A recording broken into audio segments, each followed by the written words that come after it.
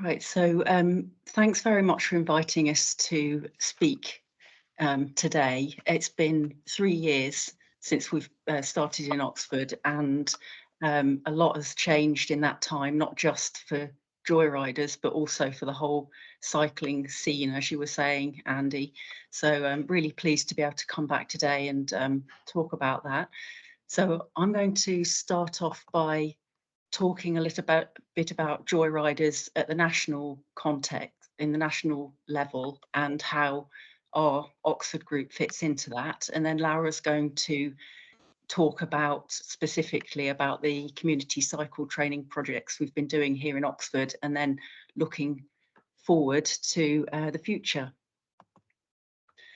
So if you're not familiar with us already, our aim's quite simple, and it's to increase the number of women riders, where 70% of regular riders are men. And I think the picture's probably a bit more balanced than that in places like Oxford and Cambridge, but looking at the national level, it's only about 30% of regular riders who are female. So we focus on two areas. One is the volunteer-led group rides for women, and they're specifically aimed at people who aren't already regular riders. So shorter distances, slower speeds, and quieter routes, but progressing onto more difficult routes as people gain confidence. We've got about 100 trained ride leaders nationally and growing. We do community-based cycle training projects as well, with a focus on adults and families. So not bikeability in schools, but other community groups. And just to give a bit of the background, so JoyRiders started in Waltham Forest, which I'm sure you've all heard of, in northeast London, with Lead Rides for Women, and that came about around the same time as the famous Mini Hollands project. So it was Waltham Forest's investment into supporting people to use the new infrastructure that they were putting in at the time. And then based on the popularity of the rides, and in order to help other groups set up in other locations, JoyRiders expanded and became a CIC in 2019. And then we joined in 2021, and Oxford was the first group to set up outside London. So we beat Cambridge on that. So we're particularly focused, as I think everyone in cycling is, on increasing inclusivity, and doing that by providing support specifically through cycle training. And in order to be able to deliver training, JoyRiders became a bikeability provider in 2022. So bikeability is like the brand name. It replaced what was cycling proficiency that many of us did at school. It's the updated version of that, which fits with today's road conditions, and is what's taught in schools nationally. And following on from this, in 2022, JoyRiders in London did their first big activation project. It was called Ride in Waltham Forest, and they trained around 600 people from 300 family groups over 5 months. And they provided cycles to learn on, because it stands to reason if you can't ride, then you probably don't have a bike. So they provided the training cycles, and then also a pathway for people to acquire a cycle at an affordable price at the end of the training. In 2023, the RIDE project expanded into the borough of Southwark, and in that year, it was over 400 individual participants took part.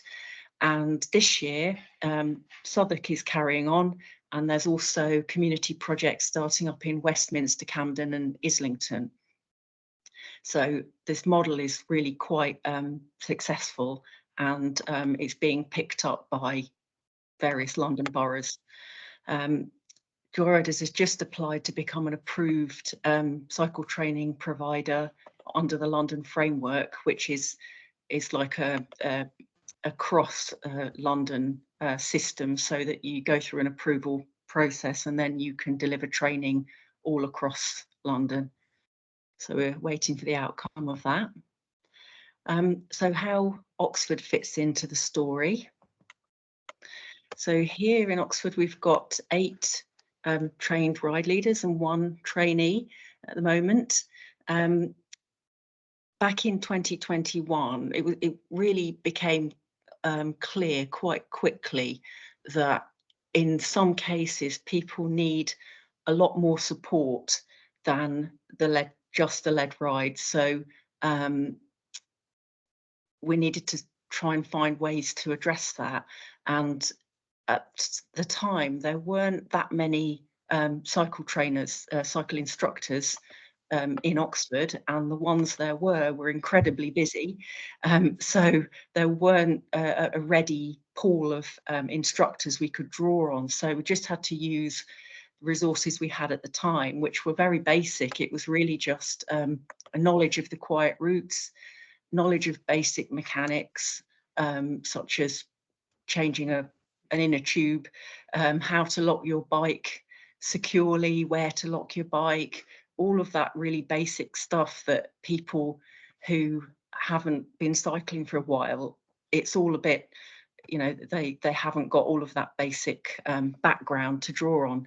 So that's what happened in 2021. And then at the end of 2022, that was our first experience of working with a group. And so we were involved in a collaboration with the brilliant Black Women Bike group.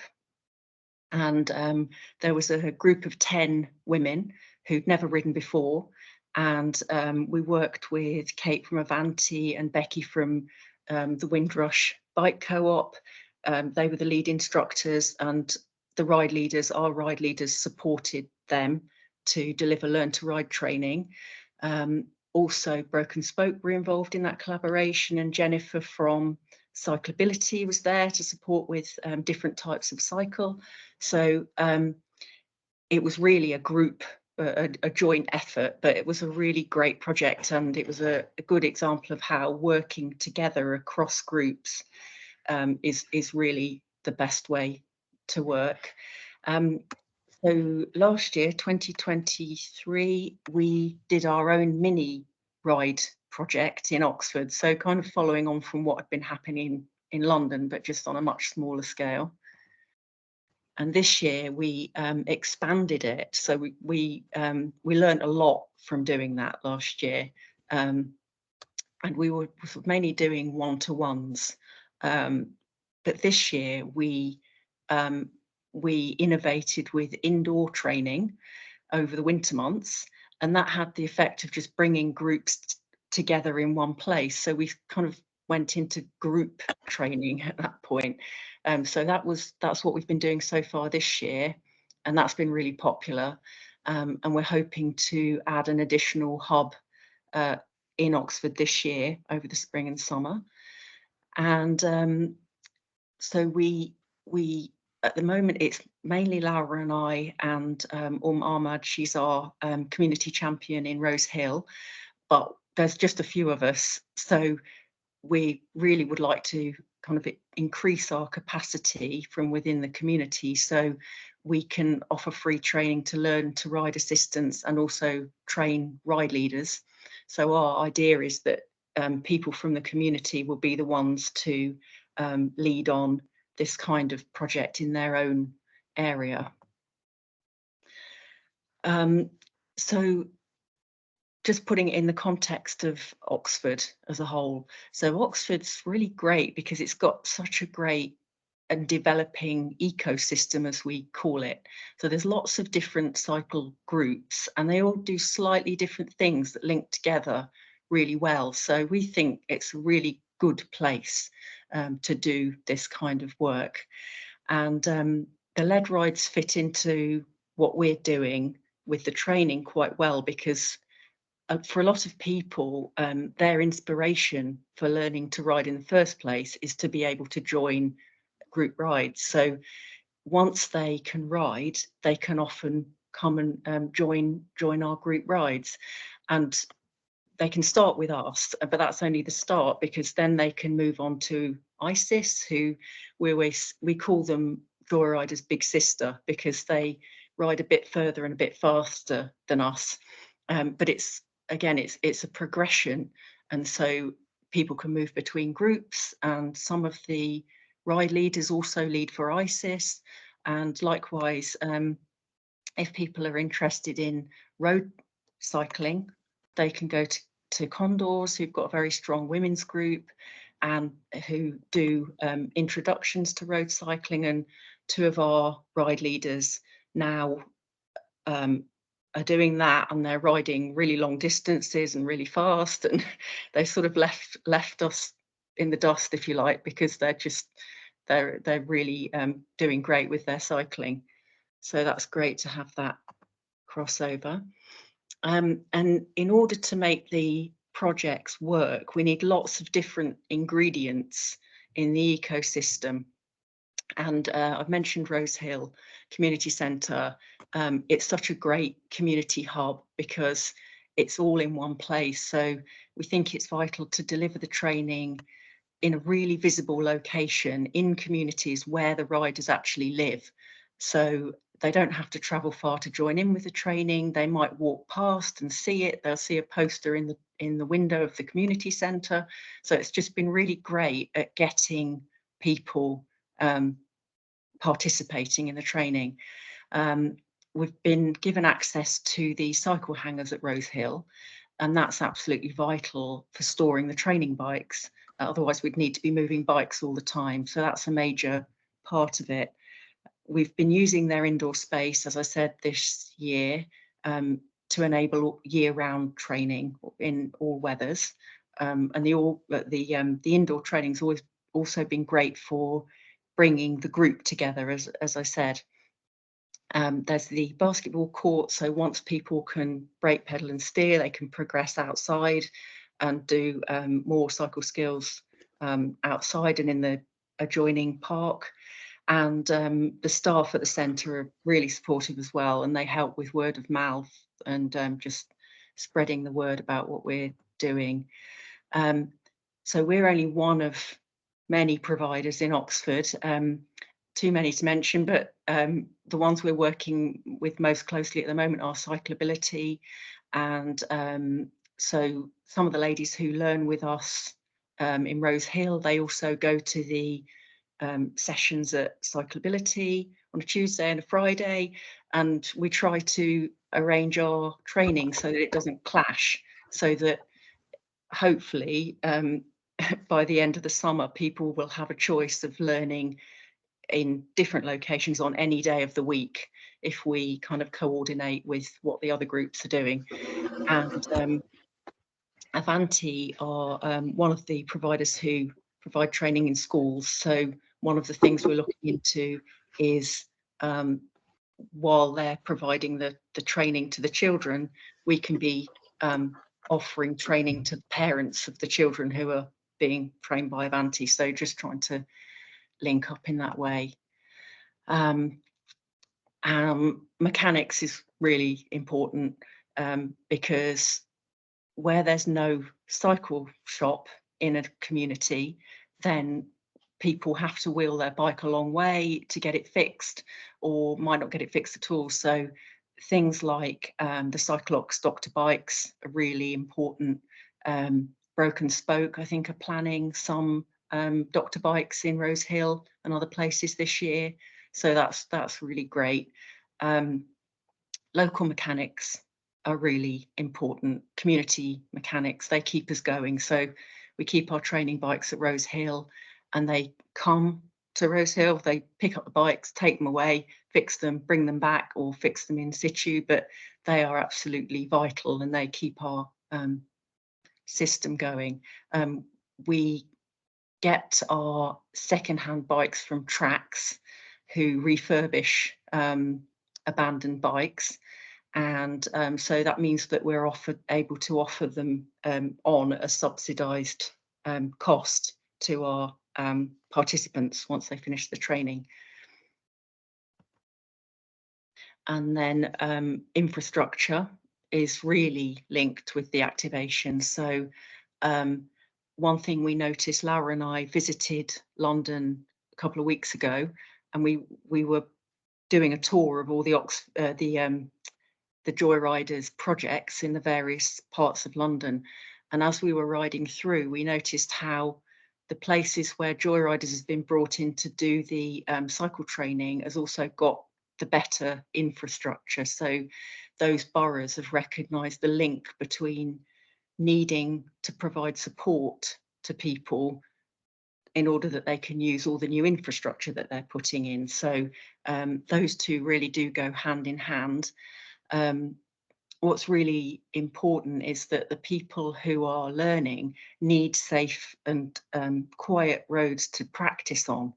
And so if they can't practice after we've trained them, then they can't go anywhere. So it's really important that in those areas where there's low levels of cycling, that there's a good good links with the LTNs and other bits of cycle infrastructure, like the ring road cycle path is a really great cycle path, but it's really hard to get to from certain parts of the area. So crossings and junctions so that people can access any quiet routes that are near them. Yes, and just finally to say that what we're doing in Oxford, it's kind of going alongside what's happening elsewhere. As I've said, in London, there's lots of different reasons why the boroughs are funding activation work. It's for public health reasons or active travel, but this is now happening here too. So they were ahead of the game, but we're catching up, and we're pretty much doing exactly the same as they're doing, using the same methods, the same principles, but just on a much smaller scale. But they're a little bit ahead, so it's always quite helpful to look at what they're doing, because that might be what's coming down the line for us next in terms of what the riders are doing and thinking and that kind of thing. And yes, so there's really a lot of enthusiasm for learning to cycle. And traditionally, it has mainly been women who've been coming forward wanting training, but increasingly men are getting involved in the family training sessions. And we saw that when we went to London, that a couple of dads were riding around happily, which was something we hadn't really seen here so much, but hope that that will also be the case here. And then I'll hand over to Laura to talk about what's happening in Oxford. Thank you, Annette. That's very good indeed. And I forgot to say that if people want to ask questions at the end, either raise your hand with the little button at the top of the screen, or put it in chat and Lucy will find it. So I'm sure there'll be a lot to talk about. Okay, Laura. Oh, perfect. All seems to be working. Over to you. Okay, I think I have to unmute. Yes, thank you, Andy, and thank you, Annette, for the overview. As Annette said, I will be talking to a bit more in details of what is happening in Oxford and why we're doing this. So I met Annette when I was working as active travel champion at St. Ebb's Primary School in support of the School Street scheme. And so we all realized, Annette with JoyRiders Oxford, JoyRiders London, and myself in my role as active travel champion, that if we want more people cycling, actually what is really needed are activation projects. Now, what is an activation project? Basically, an activation project shows that the non-cyclist is just a person who needs a motivation, who needs a personal and a very practical approach to become a cyclist. So what are the motivations? The motivation can be really vary. We divided in bottom up. Basically, these are personal motivations, and the list is just endless. It just lists some. Could be cost of living. A lot of people are just worried about their health. But we learn about that people are doing just because they didn't have the chance to ride when they were children. I mean, as a child, and so the bottom up motivation is really diverse and big. Or there can be a what we call a top-down motivation, known as the stick. I mean, there are many in Oxford: the school street schemes, traffic filters, speed limit, just to say a few. So, but then the motivation often enough is not enough. So what these people really need is a personal and bespoke approach. So again, the engagement needs to be personal. So sometimes just a post on Facebook is not enough. You have to go to events and talk to people, engage with them on a personal way. I know that that seems really like a huge time investment, but actually it really pays off, because often people then they go home, they talk about what they learn and what they heard about it, and they just spread the word, which is really incredible. And the phase 2 is what Annette mentioned before, is what do these people need? So some they might just need like a bike, or be able to practice more through let rides, but others need basically everything from an affordable bike to learn to ride sessions, to budding support, help to find quiet routes, and the support needs to cover whatever it takes from them to be independent. Because if you leave these people at a stage where they're not independent, basically you just lose them again. So just an overview of all the activation projects that we deliver so far. So there is JoyRiders, Oxford, Annette, starting with the budding support. Then it's me with in support of the school street scheme in St. Thames Primary School. Then we started working together through the project called OX4 from Cradle to Cycle with Avanti Cycling. And now we are running since June 2023 the JoyRiders Ride program. So this is just a picture to show you how much the number just scaled up in less than a couple of years. So you can see on the left the first, how many people were addressed with the first JoyRider budding program to now, and it seems that actually the number of people wanting to learn to ride, access these activation projects are endless. So where are we running this project? We are focusing on in two places. Basically, one are communities like Rose Hill, as Annette explained, and the other are schools. And we have nothing against children. We love children, but there is a reason why we train adults. One is because usually they don't have many options to, if they want to learn to ride. So we want to give everybody the opportunity, everyone the opportunity to learn to cycle. And the other is because we think we need to break this vicious circle where if parents don't ride, the children don't ride. So, and this is what we have been seeing a lot actually. So often enough, parents don't cycle because we know they don't know how to do it, or they don't feel safe, or they don't feel confident enough. And these parents don't teach the children how to cycle. But also, even if the children can cycle, children need daily practicing to become confident cyclists when they are adults.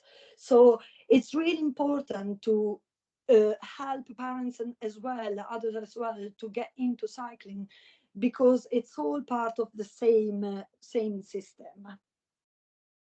So now, why are we so obsessed with activation projects? Is it really worth it? So what are the numbers that we are talking about? So we don't have really perfect statistic here.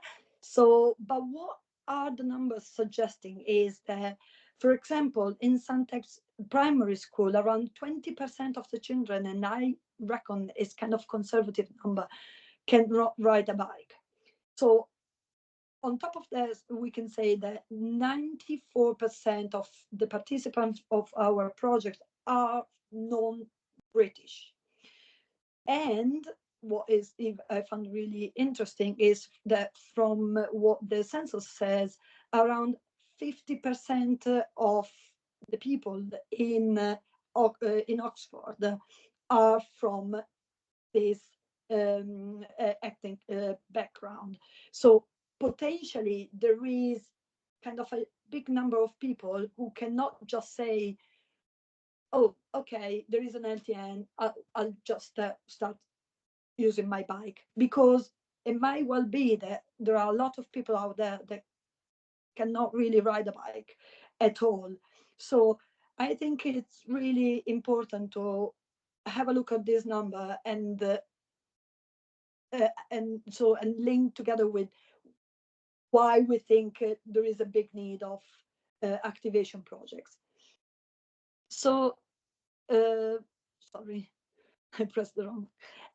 What are the challenges? As Annette mentioned before, one is capacity. So there are many instructors in Oxford. So we need to activate communities. We need to teach someone to ride. You don't really need any qualification. You need training. We need to get the neighbor down and say, okay, how can we help more people get into cycling? We need to, in a way, we need to normalize cycling without deprofessionalizing the instructor profession. And we're really happy to help with this. And again, as Annette said, it's really vital that the infrastructure follows those areas where the training is happening, so the newbies can really use their skill from day one. But also, it's really important that infrastructure is in line with the national standard for cycling, because this is what we are teaching, and we think is also the value of the training. So this is something that I sketched up like a year ago, and that was to summarize that if we want more people on bikes, we really need now to join all the effort together. So we need the sticks, we need the support, we need to help people who've got this personal trigger, personal motivation. And so we can have, I'm sure, more people joining the riding community. So I will just go through some quotes because I think it's always the best. So one says, I come from a country where only poor men cycle big cars as a status symbol. You won't see a woman cycle in the country where I'm from. But I mean, you can read by yourself, and they were all very negative. and all these people actually are now cycling. So there is really room for this kind of project and hope. And that's it. I'll leave you with this picture of a bike shed full of bikes. Thank you. Oh, lovely. Thank you so much, Laura. I must say that the two together do, Annette and you do paint a picture of a very strategic and thoughtful approach to this, and the combination of a trigger and the very personal support. Clearly, you've worked this out very well. It's exciting also that Oxford is, if you like, catching up with London.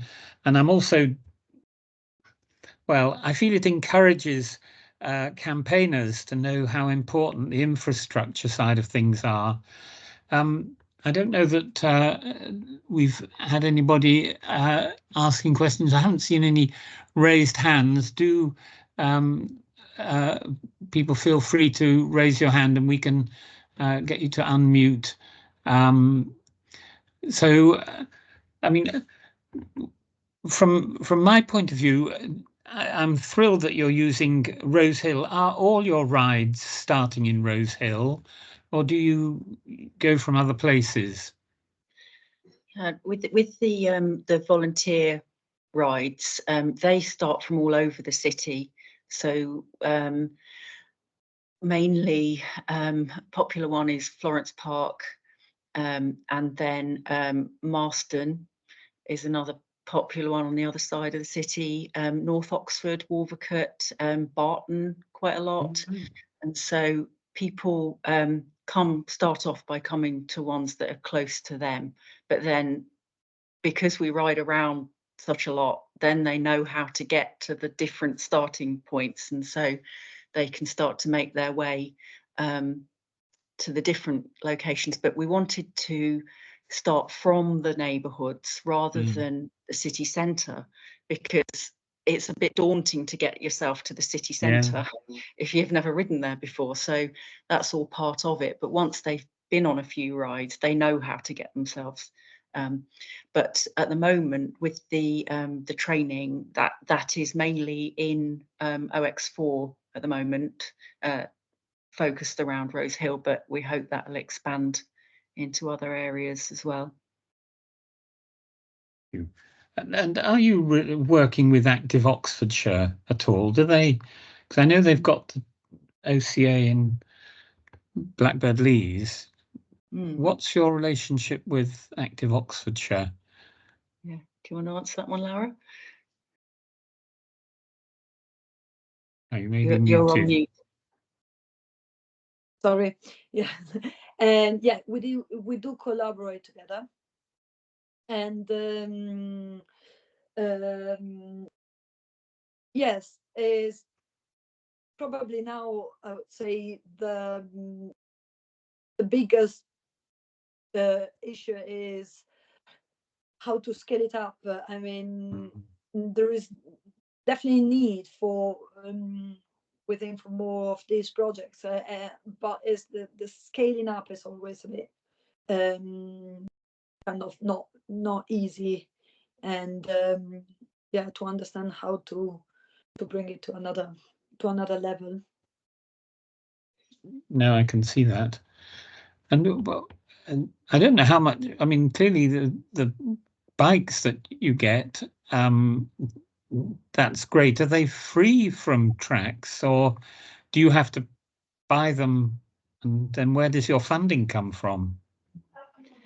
Yeah, so we do get funding through Active Oxfordshire, and so we do buy the bikes from tracks, but I mean, they charge £40 for a bike, so I mean it's really great. I think we would struggle to find bikes refurbished to that standard for that kind of cost. And so what happens often enough is that, so these are basically the bikes that people use to learn to cycle, but once they start riding regularly, then they want to buy their own bikes, so often they just bring the bike back, and so we can keep using it. Doesn't happen all the time, but it does happen. So because at the end of the day, you want to choose your own bike, and we have to work with what we've got, which is great at the beginning. But so it's kind of something between a bike library and and Very the good. yes. Catherine, Yeah. Catherine, are you there? Are you Yep. unmuted? Great. Yep.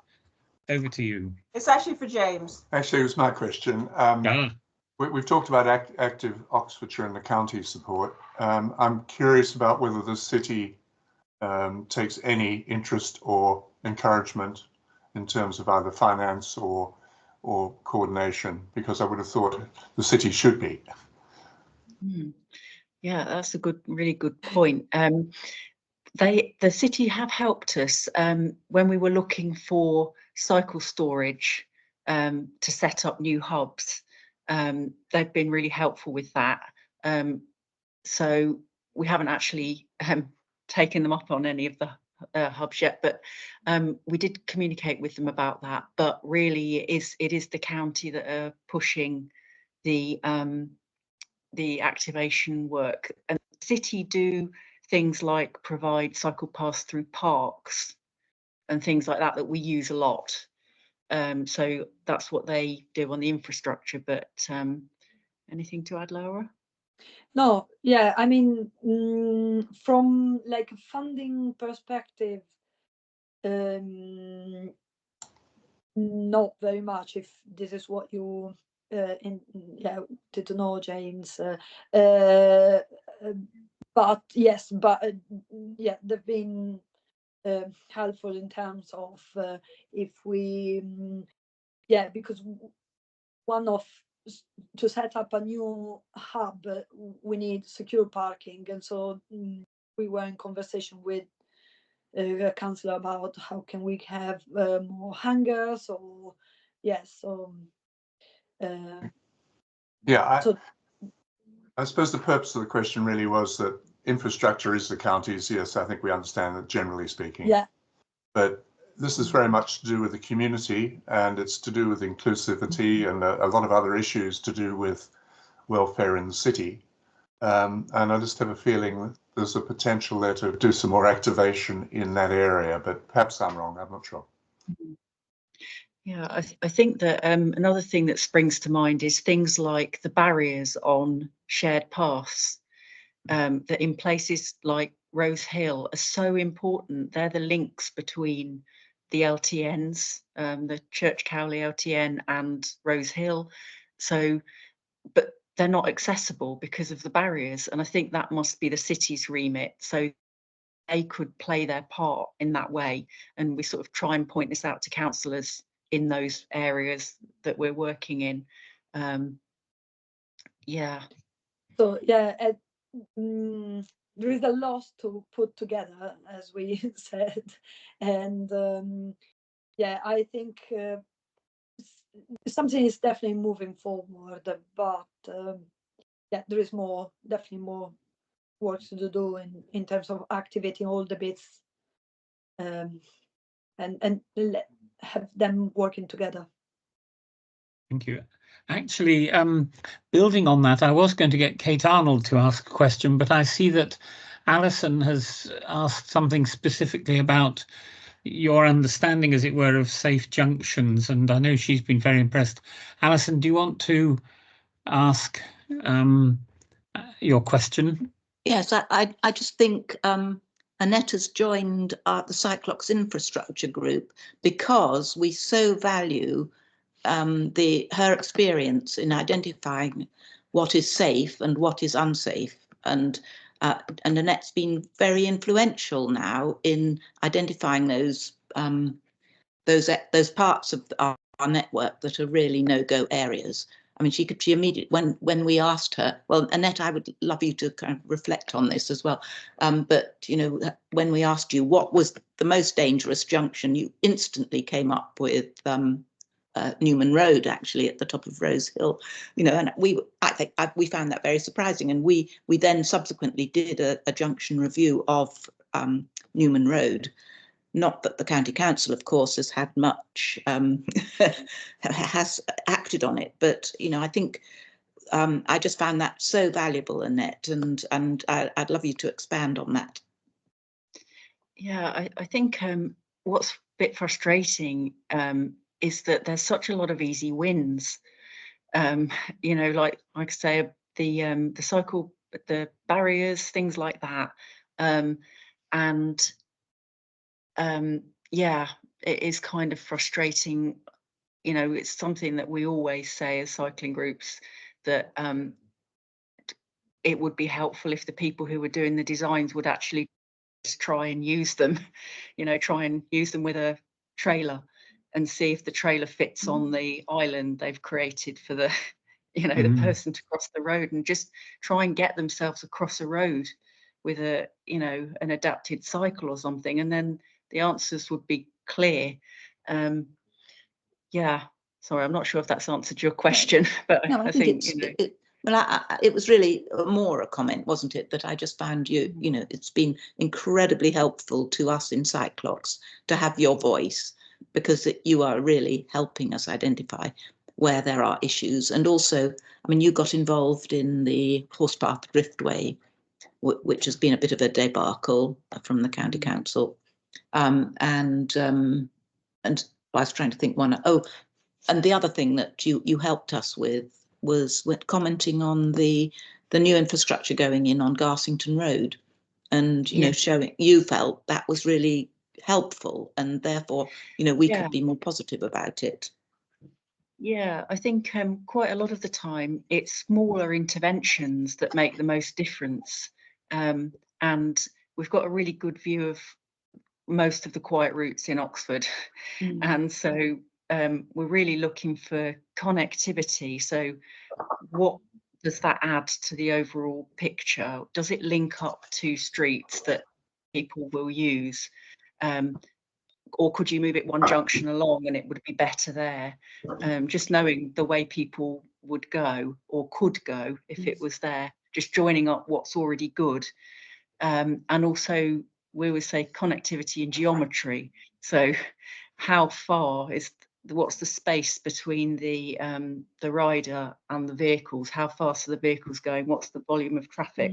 And all of those things. It doesn't have to be perfect, but those two things are the major things. Space in time or distance is really important when people can't move off quickly. You know, reaction times, visibility, all of that's really important. Thank you.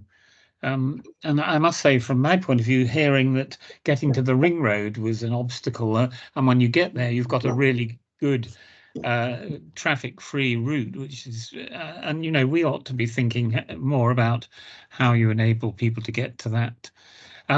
Kate, are you there and unmuted? Would you like to ask about how JoyRiders fits in?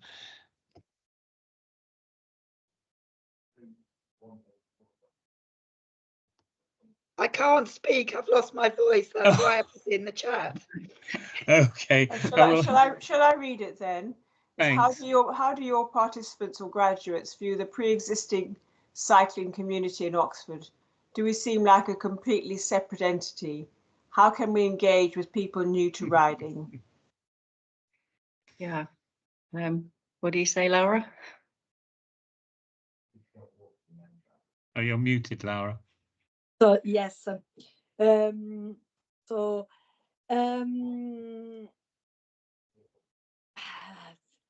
start, Annette.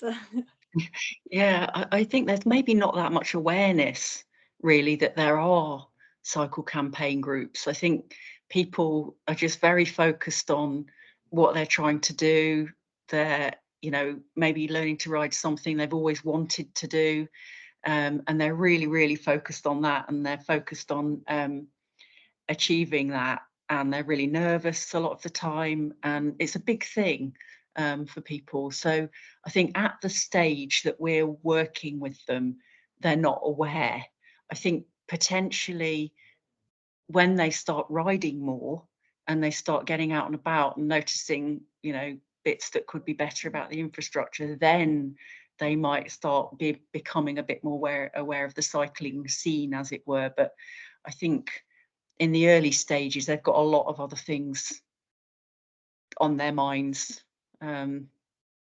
Yeah, and I think as well, it's quite nice that a lot of them are kind of, they haven't got the baggage of being a cycle campaigner. So they're just enjoying what they're doing. They're, you know, and you don't want to put that on them in a way. You just think, yeah, just enjoy yourself, just enjoy riding. And you don't want to sort of, you know, I mean, we do refer people and say, you know, have you heard about this? And this might be useful. This is an interesting map on the Cyclops website and things like that. But yeah, there's not that much talk about it with the beginners. Yeah, I think it's tricky because what you really want is to, in a way, we are kind of over engineering the cycling here. I mean, we all used to just cycle while you're going for a ride, right? And now it seems something that, I mean, we're having a meeting here saying how can we get more people cycling? How do we engage with that? So I think my point is, when did we lose this kind of that cycling is just a normal thing? So this is how I move around, because it's quick, because it's cheap, because it's fun, because it's really efficient. And yeah, I think, I don't know, Kate, if that was your question actually. Thank you. And as you say, your I don't know if you call them members, but your riders are really on a metaphorical journey as well as a real journey. They're moving, and I thought that description, you know, from being a non-cyclist to being a cyclist, and some will discover wider horizons. But Cyclops in particular, we really want people to be using their bikes for day-to-day things. Leisure is fine, and it's a nice bonus, but it's seeing it as the way to get to the shops or get to school. That's the real added value within the city. And certainly the stories we've heard of JoyRiders, you know, it's just incredibly liberating to think that they can do a couple of miles and save themselves 20 minutes in a day. Alison has written, and yes, well, there's a good question. I might as well just say, you know, what would you like Cyclops and other activity groups in the city to do to help JoyRiders?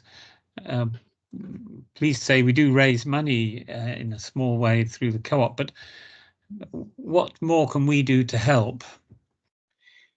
I think the doctor bikes are really great, and I think they're really popular, aren't they? They're always oversubscribed, and they are really filling a gap where there aren't any local cycle shops. So that's really great. I think, yeah, we'd like to sort of promote community champions. So, yeah, I suppose encourage people to just do something in their own area, and then we can share what we've learned over the last year, and just help people. But really, it's best if it's somebody who's from that area who starts something, because they know their community best. So I think, yeah, just everybody can have a go. Yeah. Thank you. And how do most people hear, by word of mouth or Facebook? What have you sort of analysed how it gets around? It's very, yeah. It's a mixture. And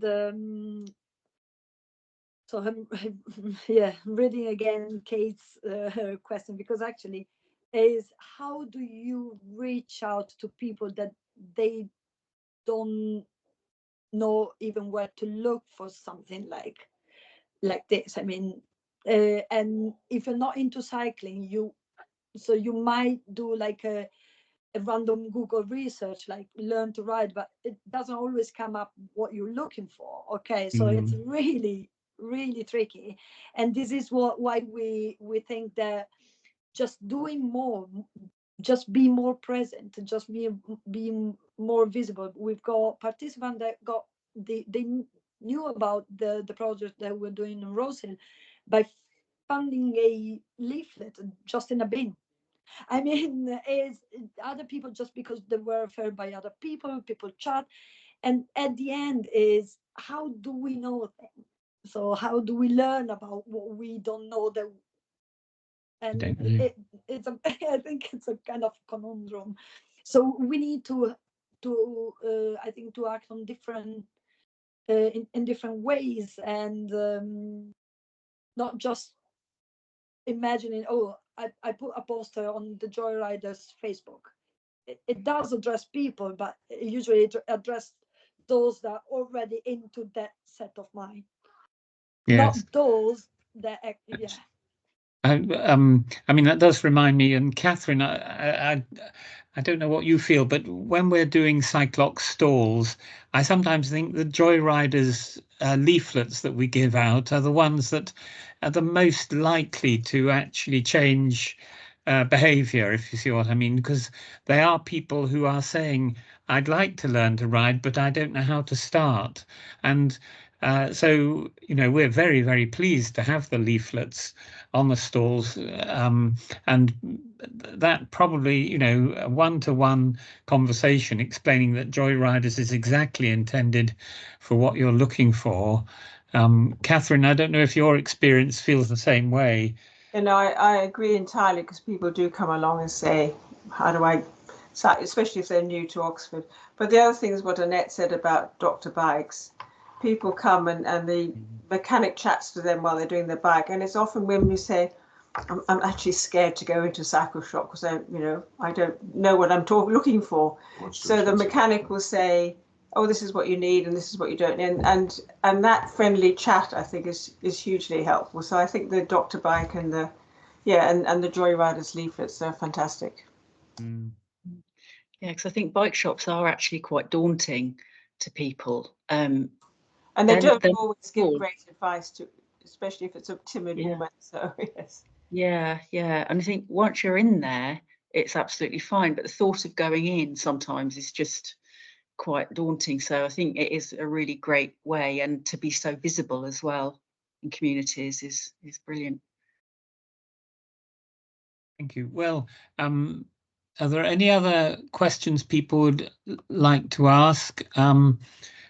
And Lucy, are there any things that you feel we've missed or should cover? Otherwise, we'll thank our kind speakers, and I think it's going to be a really useful recording as well, because I think we can also point people to, you know, if you want to know more about the people involved and the way it works. So I think your slides have had your Facebook details on, but I might add that as a page when we do the and please do encourage your families and children to come to the Kiddical Mass on the 28th, Sunday the 28th. We're hoping that's going to be a big one. Thanks, Catherine. Okay, well, yeah. Oh, sorry. Elizabeth was typing in the chat. I just wanted to give her a chance to, in case good. It's a question. Yes, it's come through. Yeah. Oh, thanks, Elizabeth. That's a really good point. That there's a bike check cafe in Abingdon this weekend, so please note that. All right. Well, we'll say thank you to our speakers, Annette Pattinson and Laura di Giacomo, and see you on the road somewhere. Yeah. Thanks all Thank you for for having coming us. along. Thank you. Bye. Thank you. Bye. Bye.